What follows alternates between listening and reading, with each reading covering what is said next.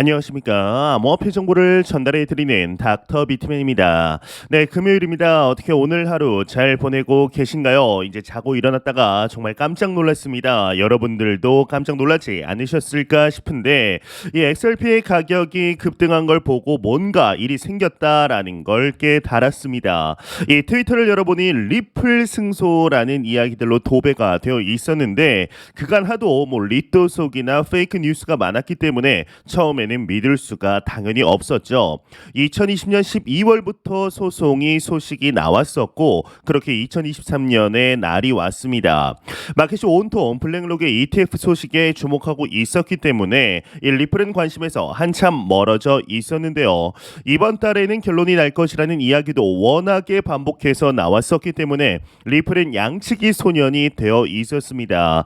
그런 리플이 마침내 승소했습니다. 이제 구체적으로 주목해야 할 몇 가지를 정리해 보려고 하는데요. 일단 지금 보시는 차트 같은 경우는 XRP 차트의 5분봉 가격대입니다.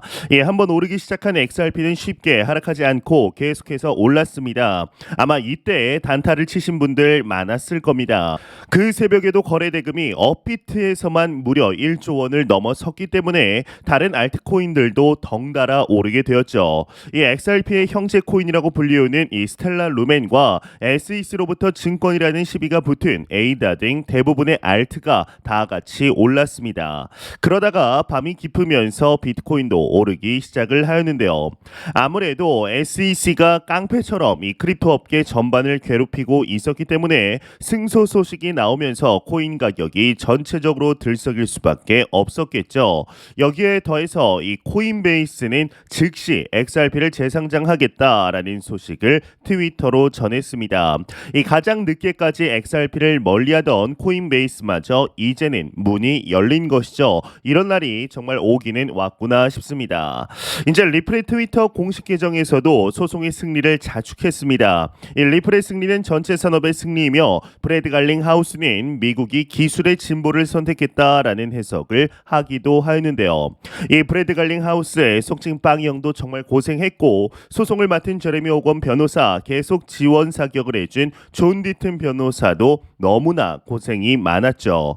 이번 소송에서 이제 SEC 미 증권거래위원회가 완패를 한 것은 아닙니다. 마켓에서 거래된 XRP는 증권이 아니지만 기업과의 계약을 통한 거래는 증권성이 인정됐기 때문입니다. 하지만 현재 거래 중인 거래소의 XRP가 증권이 아니라는 사실이 명확해졌기 때문에 사실상 리플의 승리가 되어버린 것인데요. SEC가 항소할 수 있고 그러면 정식 재판으로 소송이 더 길어질 수 있는 위험이 여전히 존재하긴 하지만 지금은 승리의 기쁨을 충분히 누릴 때가 아닐까 싶습니다. 이 XRP의 가격이 1,000원을 넘어섰을 때 이대로면 1달러를 갈 거라는 생각이 확실하게 들었습니다. 흡사 불장을 다시 보는 것 같은 기분까지 들었기 때문인데 하지만 XRP는 현재 1,000원대에서 숨고르기를 하고 있죠. 그렇다고 상승이 여기서 딱 멈춘다라고 보기는 어렵습니다. 이 코인베이스의 재상장과 크라켄 등 일부 거래소들의 상장 소식이 남아 있기 때문인데요. 여기에 더해서 XRP는 현재 CBDC와 XRP 레저에 집중하고 있죠. 단순히 XRP를 팔아서 수익을 내고 있는 코인파리가 아니다라는 것인데 그런 점에서 봤을 때 추가 상승 여력은 충분히 있다라고 볼 수 있습니다. 더욱이 지난밤 일찍 주무신 분들은 XRP의 상승을 지켜보지 못했기 때문에 올라타는데도 제한이 분명히 있었다라고 봅니다. 제가 이런 케이스인데 어제 정말 빨리 잤습니다. 그런데 자고 일어나니까 도대체 코인마켓이 왜 이럴까, 비트코인 가격 왜 이럴까 했는데 찾아보니 이러한 내용이 나온 것이죠. 여기에 더해서 XRP 1달러는 해외 투자자들에게도 중요한 가격대이기 때문에 추가 상승 여력은 상당히 여유 있게 남아 있다라고 볼 수가 있을 것 같은데요. XRP가 24시간 기준으로 70% 이상 일시 상승하면서 소송 이슈 하나만으로 전체 마켓에 큰 변화가 생겼습니다. 일단 BNB에 밀리던 XRP가 시총 4위로 올라섰고 3위가 테더이기 때문에 이 크립토 자체만으로 보면 XRP는 시총이 사실상 3위이다라고 볼 수가 있죠. 이렇게 분위기가 조정되면 이제 조성이 되면은 2025년 불장에서 진짜 주인공은 단연코 XRP가 될 가능성이 높습니다. 2017년 비트코인이 불장의 중심에 있었다면 2021년의 주인공은 이더리움이었습니다. 이제 2025년의 주인공 자리는 XRP가 차지할 때가 됐습니다.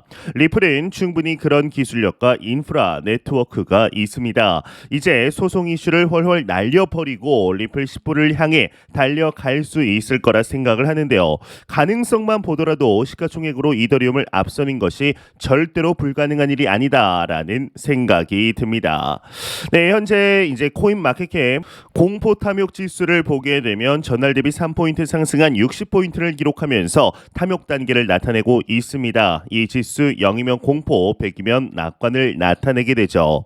네, 우리가 흔히 이제 살아가다 보면은 이 대한민국의 사람들의 행복 지수가 낮다라는 말이 들려옵니다.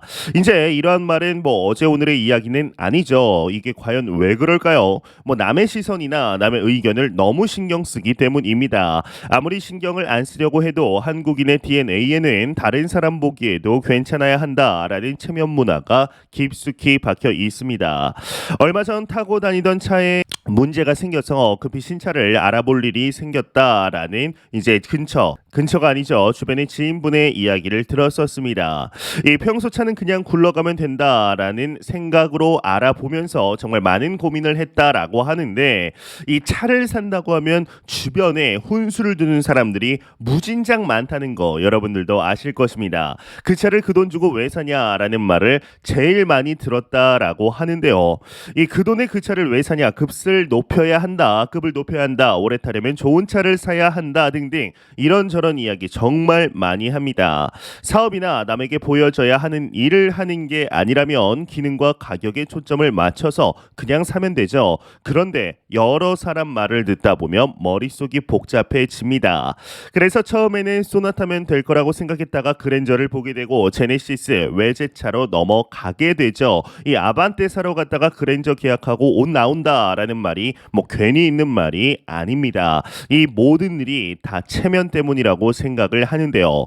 이 비트코인 투자를 하면서도 이런 일을 참 자주 경험하게 되는 것 같습니다. 비트코인을 투자한다고 하면 너도 나도 물고 늘어지려 합니다. 왜 비트코인을 사냐라는 말부터 시작해서 비트코인은 가치가 없다, 수수료가 너무 높다, 전기를 너무 많이 쓴다, 미국이 가만히 있지 않을 것이다 등등 이런 이야기 다 신경 쓰면 투자 정말 할 수가 없습니다. 참고로 2022년 12월 모두가 원했던 산타 랠리가 오지 않자 대부분의 전문가들은 이제 2023년을 상저하고로 예상했습니다. 11월 FTX로부터 시작된 침체가 2023년 상반기까지 지속될 것이다 라고 믿었던 것이죠. 그러나 이게 웬걸 비트코인은 1월부터 급격하게 오르기 시작합니다. 이제 요즘 들어서 절감하는 생각이 하나가 있는데요. 이 비트코인 투자는 게을러야 한다라는 것입니다. 그냥 사두고 가만히 있으면 됩니다. 오를 때까지 가격 확인도 하지 말고 꾸준히 매월 사두면 됩니다. 100만 원이면 100만 원, 50만 원이면 50만 원씩 사두고 오를 때까지 기다리면 되는 것이죠. 그런데 이게 안 되니까 매일매일 트레이딩을 하려고 합니다. 뭐 1,000원 뛰기, 만원 뛰기라도 하지 않으면 자신이 코인 투자를 하지 않는 것처럼 느껴지는 것이죠. 이 코인 트레이딩을 얼마나 자주 하느냐가 수익률을 보장하지 않습니다. 차트 기술적 분석을 모르는 사람이라면 트레이딩을 매일 해서는 안 됩니다. 남 이야기 너무 신경 쓸 것도 없고 비트코인에 대한 동향을 이해할 정도의 소식만 들으면서 코인 투자를 느긋하게 하면 됩니다. 너무 부지런하게 투자하려고 하니까 실수하고 잃게 되는 것이죠. 잘 하려고 했는데 안 되는 겁니다. 투자는 그냥 느긋하게 하면 됩니다. 특히나 코인은 그냥 기본이 마이너스부터 시작이구나 라고 생각하면 마음이 조금 편한데요. 지금 당장 수익을 내지 못했다고 불안할 필요도 없고 기다리면서 지루하게 정기적인 매수를 하면 됩니다. 다른 사람이 사라고 하면 사고 팔라고 하면 파는 방 방식으로는 부자가 될 수 없습니다. 재현 가능한 자기만의 방식을 만들어야 하는 것이죠. 남들 이야기가 아니라 내가 가지고 있는 투자 철학이 무엇인지 생각을 해 보아야 하는데 거기서부터 진짜 부가 시작되지 않을까라는 생각이 드는데요. 네, 매영상 말씀드리지만 절대로 단기적인 시각으로 이 시장 바라보지 마시고 장기적인 시각으로 또한 오랜 시간 동안 함께할 수 있는 여유 자금 통하여 투자를 진행하시길 진심으로 바라보도록 하겠습니다. 네, 제가 준비해온 소식은 여기까지입니다. 영상이 도움이 되셨다면 구독과 좋아요 그리고 광고 한 편만 처음부터 끝까지 시청 부탁드립니다. 이 채널은 오직 광고 수익으로 운영이 되게 됩니다. 항상 영상 시청해 주시는 시청자분들 구독자분들 너무나 감사드립니다. 오늘 남은 시간 잘 마무리하시길 바라면서 저는 더욱 도움이 되는 영상으로 찾아뵙도록 하겠습니다. 지금까지 닥터 비트맨이었습니다. 감사합니다.